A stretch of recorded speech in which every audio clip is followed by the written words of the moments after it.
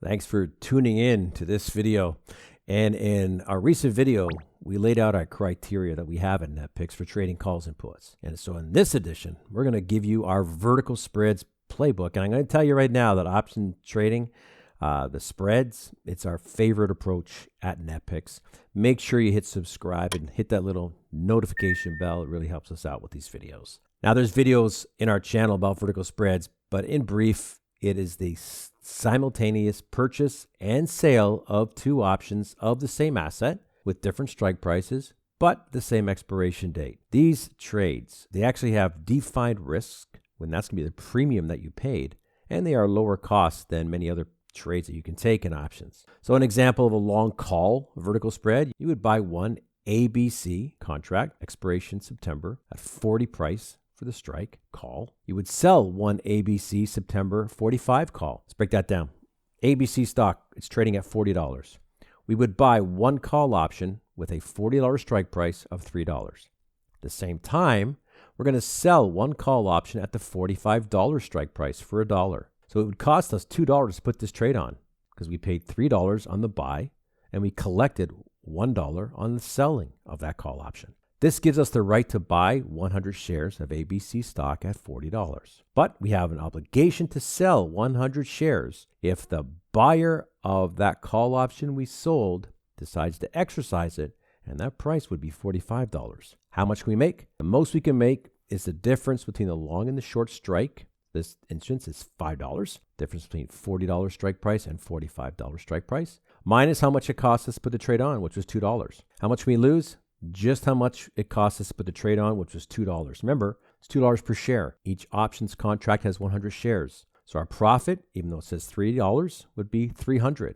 Our losses would be $2, but it's $200 for the options contract. We would be at break even when we take the long strike price of $40, add how much it costs to put the trade on, which was $2. Our break even price is $42. We use these positions when we're bullish. We want a cheaper trade, defined risk, and when volatility is low. What do we want to happen? At the end of all of this, we want the stock to be right at or above the short strike price at expiration. So in our example, this would be $45. Volatility, we want volatility to rise or at least not go lower while we're in the trade. And once we hit the short strike price, then we want the volatility to go down. But we can also take bearish positions. So we would look at a vertical put spread. So again, ABC stock still trading at $40.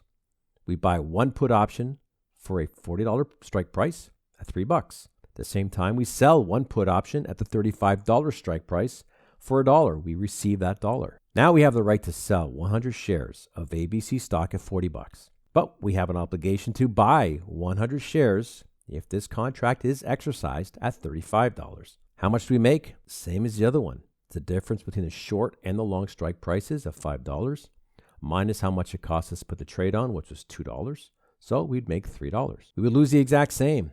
How much it costs us to put the trade on, which is $2. Our break even, a little bit different. Take the long strike price of $40. We subtract how much it costs us to put the trade on, which was $2. Our break even price would be $38. We use these when we're bearish and we want a cheaper trade and we want defined risk, which we always do. What do we want to happen? We want that stock to be right at or below the short strike price at expiration. Now, does volatility matter? Well, we want to see volatility rise or, at the very least, not drop off while we're in the trade. And once that short strike is hit, we want to see volatility decline. So our criteria. So in a perfect world, for long vertical spreads, we want to see implied volatility lower than 50th percentile. We want to use the front month if there's at least 20 days left to expiration. If not, we'll go to the next month out. We will buy the one option at one strike in the money. We will look to sell the next strike out of the money. Now we're going to also play around with strikes just to make the spread wider or tighter. If only we can pay 50% or less of the width of the strike. So if the difference between the two strike prices is $5 and it costs us more than $2.50 to put the trade on, we don't want to do that. We are targeting 80 to 100% returns on this trade.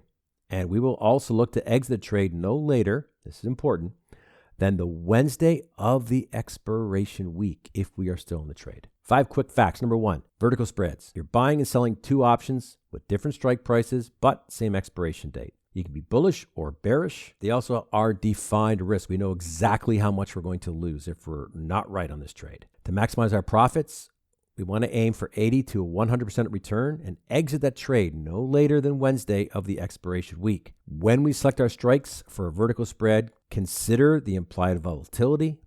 Look to buy the option that's one strike in the money and sell the next strike out of the money. So if you enjoyed this playbook, you would definitely like our free ebook and learn how we can trade two really high-performing markets. It's a one-day options trading strategy. Now, this is free, okay?